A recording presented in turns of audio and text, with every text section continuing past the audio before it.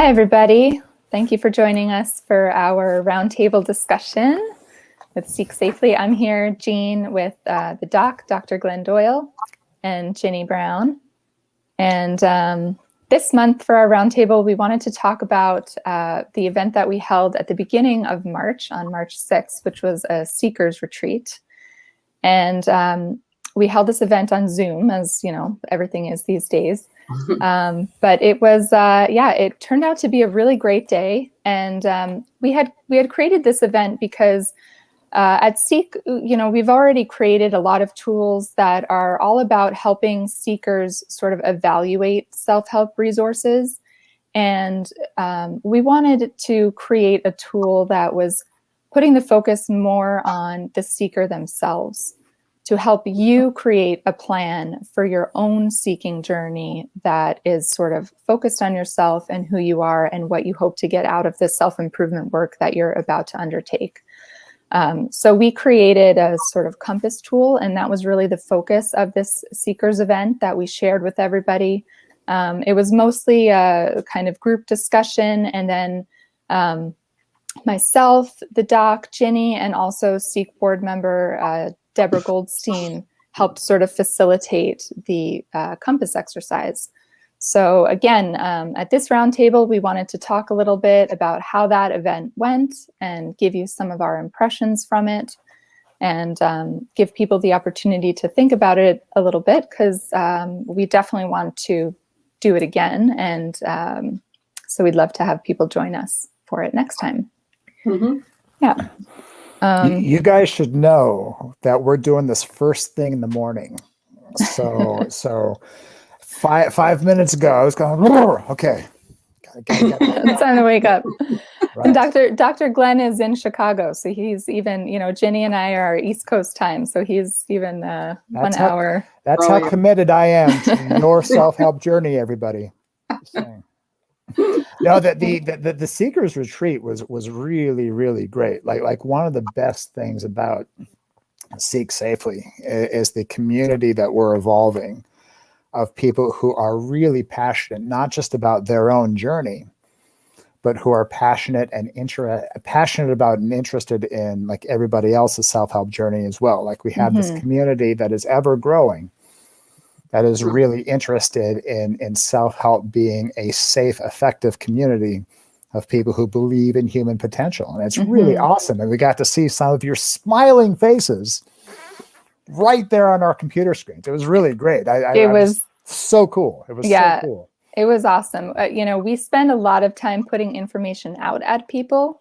So it was really kind of fulfilling, and I think also sort of enhancing to our understanding of the seeker perspective to have more of a conversation with our audience as opposed to just throwing things out at you. So like I said, we definitely would encourage people to join us the next time we do it. And we have the nicest audience. Yeah, we do. We really do. Like our audience are the coolest, nicest people. Nice, and also very smart. Yes. We had an incredible conversation that one of the things for me was that, we had created this exercise for people. And I mean, we thought it was pretty cool when we created it, but seeing people interact with it really brought even more to my own understanding of what we had created. People's insights about what the exercise kind of brought up for them, what it made them think about. I was kind of blown away by how intelligent people were with their understanding of everything. So yeah, that was really awesome. Yeah, I've always said that, I've been a self-help person for decades. The very reason why I became a psychologist was because I was way into self-help, from the time I was a teenager. So like one of my favorite things about the self-help community generally is that self-help people such as myself, really kind of curious and interested in alternative ways of looking at the world and looking at our journey, et cetera, et cetera. So to be able to connect with people, it was almost like recognizing like, oh yeah, I recognize that. Like you're my people. I see that. You're my people. So yeah. I think we know that when people are seeking change in their life, whatever it is you want to change or whatever about yourself you want to grow, it's indicative of the fact that you're a pretty smart person, because you do have that internal thought process of being able to evaluate where you are and where you want to go. Sure. So I've always felt that the self-help community, by definition, are people who are focused and are smart. So, it was a good event, and we really appreciated those who participated. Yeah. Yeah, it was definitely proof of, that's something that we've repeated a lot, when people see sort of bad things that have come out of self-help, like the, Sedona Sweat Lodge, people will say, oh, those like woo-woo self-help people, they're weak, or they're people who like have problems, and that's why they get sucked into this stuff. But we know that that's actually not really the typical seeker. The typical seeker is somebody who's driven and motivated and insightful and thoughtful. And that was, so interacting with the community that we had at our event was really kind of more proof of what we already knew to be true. It's also worth mentioning that stereotype of kind of the seeker, the self-help person, is also something that is in some ways perpetuated by at least a segment of the self-help industry itself. If you look at it, right, like if you look at a subset of self-help providers, figures, whomever, you can see that there's often a theme of, here's how you're doing it wrong, right? Like here's how you're not disciplined enough. Here's how you're not going for it. There's a subset of self-help people who are self-help providers who their whole shtick is, you're not facing reality enough. Like you need some tough love and some real talk, right? Right. And here's why you've been failing. Right. Yeah. Right. So one of the reasons why we're really emphasizing this is not just because we want you to feel great about yourself as a seeker, which you should feel great about yourself as a seeker, but it's to point out that one of the harmful things about the industry, and one of the structural things about the industry, is kind of that built-in condescension. So it's just something to be aware of. Like, we want to raise that awareness. Yeah, for sure. So I'm gonna just share kind of what the compass looks like. So again, this is the tool that we created to help people create a more sort of self-focused plan, a guide for their self-help journey and their self-help work. So it looks like this. And what we did at the event was we helped people fill out each of these different points, which we feel like are, important things for people to consider when you're doing your own sort of self-help work. Each of us took a point and we sort of explained what it meant, and then we gave people the time to sort of fill out their own compass. And like I said, it really led to some incredible discussion, and people had some amazing insights that it seemed like this exercise really, really resonated with people, and people got a lot out of it. And definitely on that point of, the sort of harmful self-help that's promoting this idea of what you lack or what's wrong with you, and giving you the answers and the tools to overcome your sort of own weaknesses. This compass instead really put the focus on the idea of, you already have a lot that you should celebrate and that you have to work with. And putting those things, within your frame of reference as you look to do any sort of self-improvement work is going to give you a better experience. Well, one of the famous problems and pervasive problems with the self-help industry is that it often takes kind of this one-size-fits-all approach.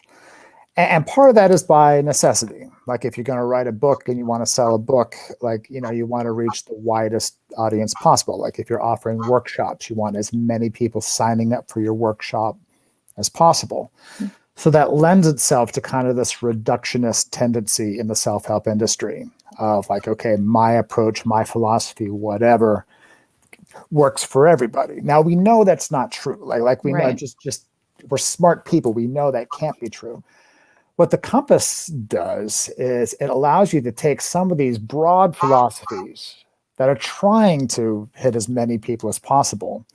And it allows you to take advantage of that philosophy while still kind of like, okay, how does this fit with what I'm bringing to the process? Not just my strengths, but also my vulnerabilities and my goals and whatnot.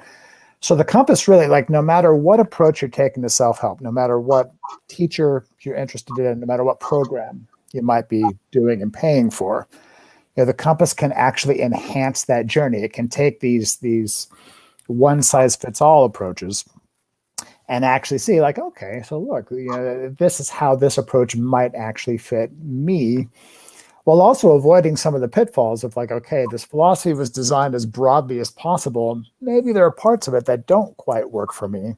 Right. The compass is going to help you, be aware of that, so you can maybe avoid some of the dangers and some of the pitfalls. Yeah. So why don't you take us through it just real quickly, Jean? Sure. Yeah, so the true north is sort of all about focusing on your values. The assets portion is all about focusing on the tools that you already have, the strengths that you already have and bring to the table. It also includes things like your learning style. The south point is your foundation, and that's where you get things like the support system that you already have existing in your life that kind of helps hold you up. And then also we see sort of a shadow side to that, are, things like personality traits or temperamental traits that you have that can sometimes sort of hold you back or be a bit of a liability in your effort. Also things like past trauma or other mental health issues that you might have to work through that can, be sort of detrimental to your forward progress. And then that east point, the aspirations are, the goals and the sort of dreams that you have, for the intentions that you have for your self-improvement work. So the whole compass is really about putting all of these things together, sort of seeing all of them together to see how some points might interact with one another. And also, again, like Dr. Glenn was saying, there is so much self-help out there. There are so many tools to choose from. Of course, not every single one of them is going to be right for every single person. So this tool in part is also about helping you evaluate, what it is that you want out of self-improvement work and who you are as a person in terms of your values and your strengths and abilities, so that you can choose a self-help teacher or a self-help program that's going to fit in with who you are as a person. I think one of the things that has always concerned me about the self-help industry, the self-help world, is that there seems to be, for some providers, this admonition that you need to get rid of everything in order to move into a new reality. So I look at that and I'm like, this is throwing out the baby with the bathwater. I have my own values, my own strengths, my own goals, my own history, my own people that are part of who I am. And I think when we don't take a look at our own personal strengths and skills, those things become truly the barometer for our self-satisfaction. If I'm trying to do something that's so outside of who I am in my essential self, it's not going to last. And it's not going to really feel authentic to who I am. So I need to pay attention to my authentic, essential self, being honest about strengths and honest about challenges. And that's what I need to pay attention when I bring to this self-help journey, not just look at what I'm struggling with and then take the encouragement of a guru who says, oh, you have to walk beyond all of this. You have to get out of your comfort zone. You have to keep pushing and pushing. Yeah, sometimes we do need to get out of our comfort zone, but that doesn't mean I have to give up and walk away from everything that's authentic to who I am. That essential self needs to be honored and brought with me, so that in that I can evaluate what someone is saying and say, I think that makes sense, and that kind of works for me, and this not so much. It's okay to do that, but we have self-help providers who say, oh no, you're fearful of success, you're fearful of your future. You can't do that. You have it's to a self-limiting belief. Yeah, you have to buy everything I'm saying, and that is simply not true, and in fact can be quite harmful to you. So if you want your journey to be really authentic and good and last, then you have to pay attention to what you bring. Right.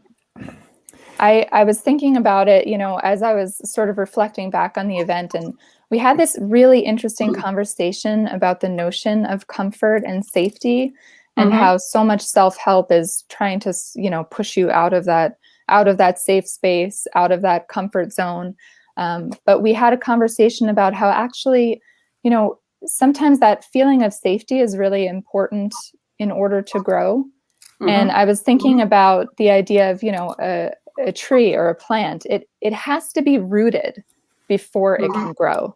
And of course, there are other inputs, and you're reaching for something else that's above and beyond you, but you have to be rooted in order to be able to experience that growth. And I think that's, what this compass is kind of achieving for people. And that's what we saw people getting out of the exercise, was the idea that you can be rooted and then still reach for something else. It doesn't have to be leaving it all behind. Yes. What I've learned, Jean, as a therapist, I'm a licensed clinical social worker, is that the people that I can be most helpful to are those who feel safe with me. Okay. If folks don't feel safe, then it's difficult for them to push themselves into a place where maybe they haven't gone before, or to think about things differently. So safety becomes pretty important and needs to be taken seriously, and not just allowed to be diminished by someone who's telling you that you need to do something to prove to yourselves that you can overcome every obstacle. Right. Well, one of the limitations of many self-help sources, in that they have a limited background in mental health or behavioral science, psychology, et cetera, is that there's necessarily a limited understanding that growth, like how growth actually happens. Like, so in the behavioral sciences, we actually know that neuropsychologically, growth doesn't actually happen when you're outside of your comfort zone. Like if you think about it in terms of lifting weights, growth doesn't happen when you're pushing yourself on the weight. Like, you're actually destroying tissue when you're doing that. The growth happens when you rest afterwards, and your body repairs itself and it recovers. Neuropsychologically, when emotional growth happens, like, okay, we go outside of our comfort zone and we have experiences that expand our awareness, etc.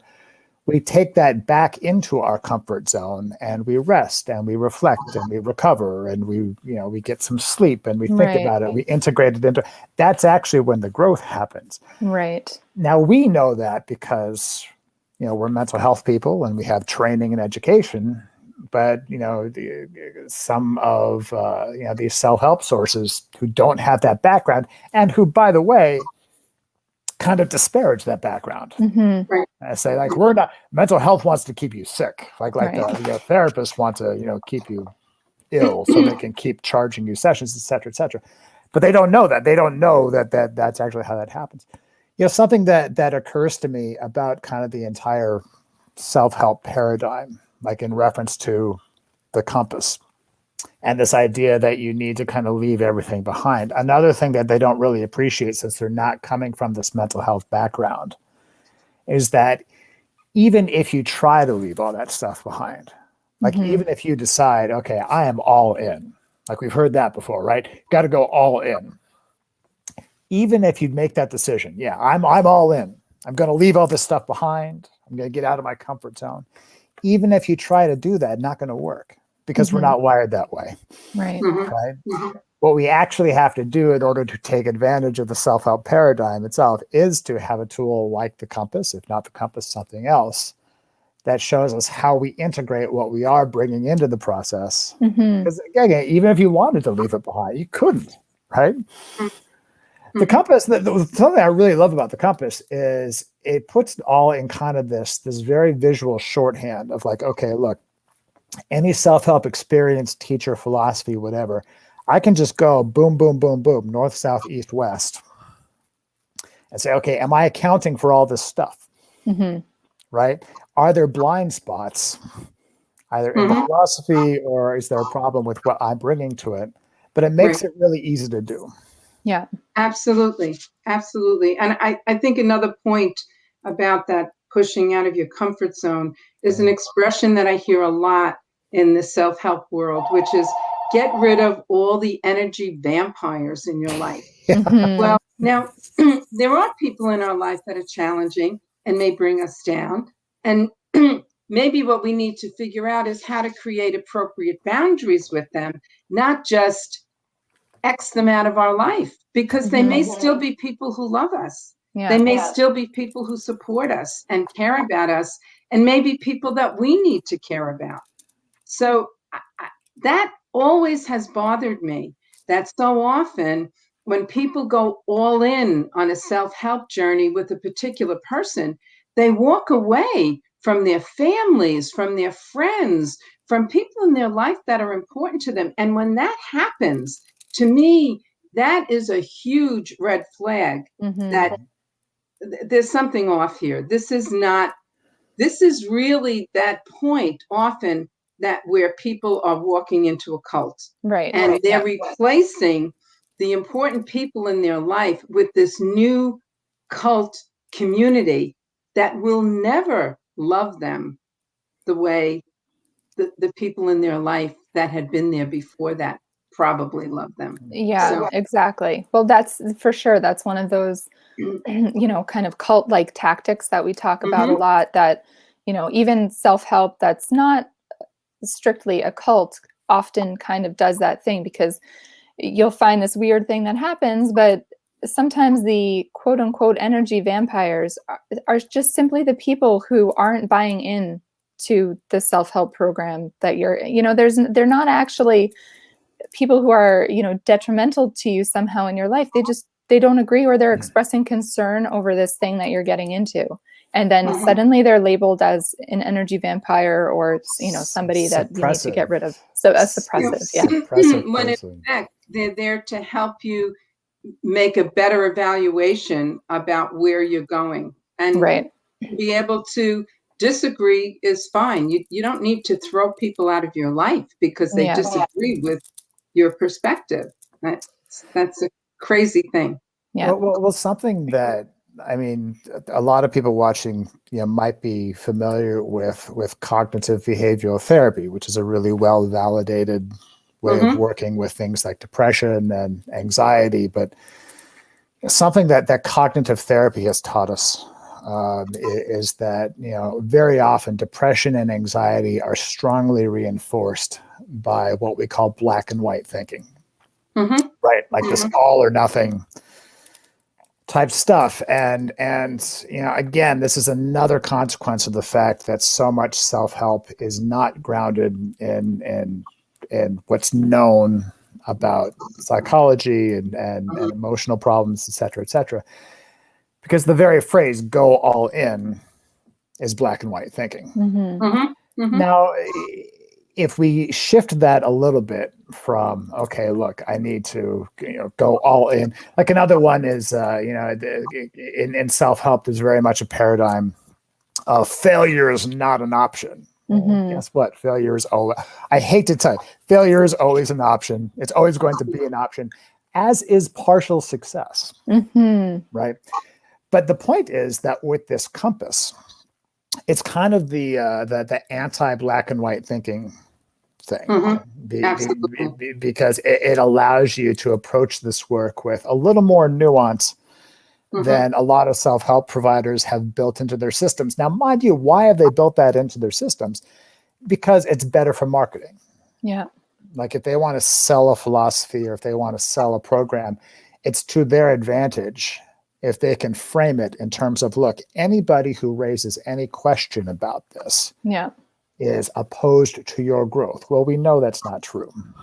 Like we know there are all sorts of shades of gray. Like so there might be some people who are opposed to your growth. There might also be some people who are concerned about you. Again, there's a whole spectrum.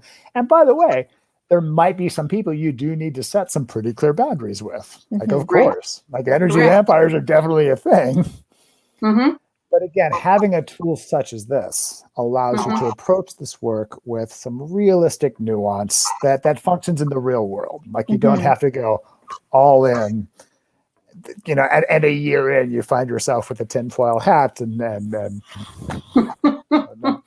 but I'm just a suppressive person. What do I know, guys? I don't know. I'm a potential trouble source. Don't listen to me. You know, another thing I really loved about the conversation that we had when we did this event was that I think people walked away with a sense of, again, like we were talking earlier about how a lot of self-help builds that idea of you having some sort of lack or, you know, something that's kind of wrong with you that you're trying to fix. People walked away with this idea of sort of celebrating the strengths and the good things about themselves that they already have and using those tools as a way to have a more successful self-improvement journey. And I was so happy to see that people got that sort of positive outlook out of it, because again, like we're not just trying to disparage all self-help. We're trying to tell people, look, you're smart, you're motivated, you know, this work that you want to do is an amazing thing. And we just want you to be able to do it better, safer, more effectively. And that's part of what, you know, we're trying to build with this tool. Jean, what have we always said? Go into self-growth with an open heart and open eyes. So you need open eyes for your environment and for the ideas of the practitioner, but you need open eyes about yourself for what's going to resonate, what will become self-satisfying, what will be authentic to you, and what you will be able to sustain because it is authentic and essential to who you are as a person. Yeah. All right. So this was, you know, kind of the conversation that we were getting out of this event, you know, and it wasn't just us having this conversation, it was all of our participants as well. It was amazing. So like we said, we're definitely going to do this again.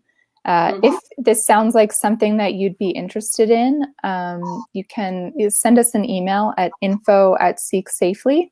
Also, keep an eye on our Facebook page and social media. You know, once we have another date for this event again, we'll throw it up there. And it was a free event, so, you know, no financial obligation. We're just happy to share this tool with people.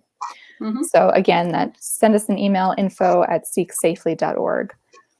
And next month's roundtable, we're really going to concentrate on the legislation that's coming up in New York State. We just had a meeting last week with the Consumer Protection Committee in the Senate talking about the legislation. So we'll explain a little bit more about the legislation and hopefully have one of the sponsors on with us for a little bit of an interview so that you'll get more insight into what the legislation is about, why it's important, and what we hope will come out of it.